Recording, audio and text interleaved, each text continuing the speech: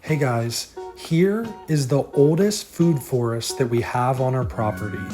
This system was started about 2 years ago, and since then, we've been able to collect probably around 100 pounds of food from this system.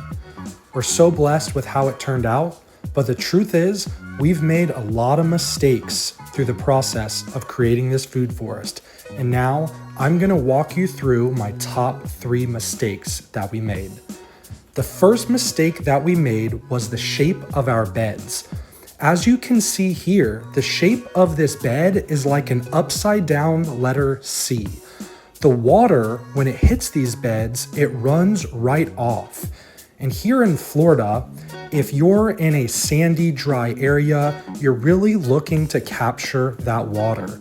And because we have these beds that the water drains off of, and they're high and dry, these beds dry out quickly and they've really compromised our plant's ability to grow effectively.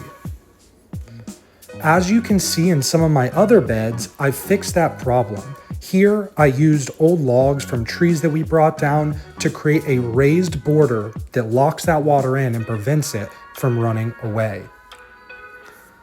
Now, let's talk about the second mistake that we made. Here's a look at our system. We've got some beautiful bananas growing here, along with cassava and plums. We've got some native pollinators growing. We've got velvet bean growing on our trellis next to our moringa. Everything looks good in the first 2 rows, but there's 3 rows in this system.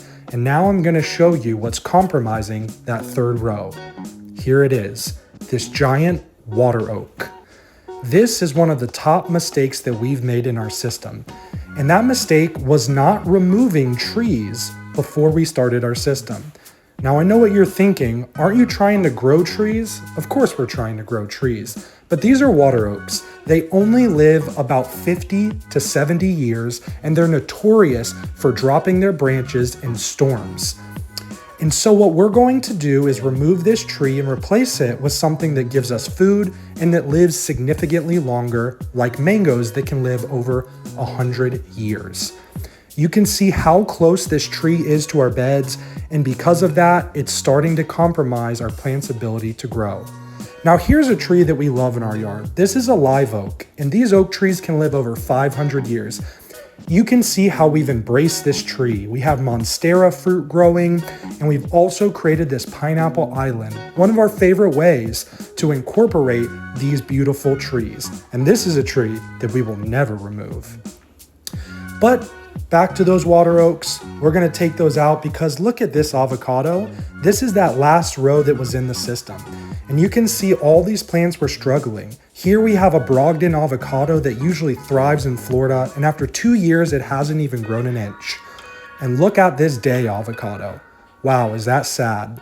This avocado won't grow because it's competing for sunlight, nutrients, and water, even though it's planted high and dry the way that it wants to be planted here in Florida. So we're gonna take out these water oaks and we're gonna replace each one of them with a tree that lives longer and produces better. And lastly, our 3rd biggest mistake that we made was planting our rows too close together.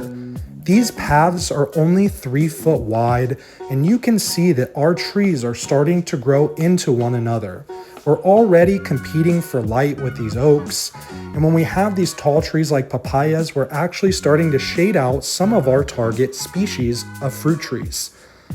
So what we're going to do is we're going to remove this center row and open up this system so that we have this row on the left after we remove the tree. We will remove this middle row and we're going to turn it into a biomass row. So solely a chop and drop section that grows what's called green manure, and we'll use that as a living fertilizer to feed to the other 2 rows. And then lastly, we'll keep that front row. So that's how we're gonna retrofit this system and fix the biggest 3 mistakes we made when we designed it. But before I let you go, let me tell you about one more mistake that we made in this system. Here we have our beautiful Florida Prince peach, and it's produced dozens and dozens of peaches for us. But right here we have our Tropic Beauty Peach, and this has only produced 1 or 2 peaches for us. This tree is a fraction of the size of our Florida Prince peach right here, but it was planted at the exact same time. The mistake we made was that we left fruit on the Tropic Beauty Peach. And when we left the fruit on, it stunted the tree forever. And this tree has never grown since the day we put it in because we stunted it by keeping the fruit on. So that's our word to the wise. Take that fruit off the first year and you'll be rewarded every year after. So what do you think? Are these mistakes that you've made as well? Or are there other mistakes that you want to share with people to help prevent them from doing the things that you did? Let us know if these were helpful and if you have any helpful tips to share yourself.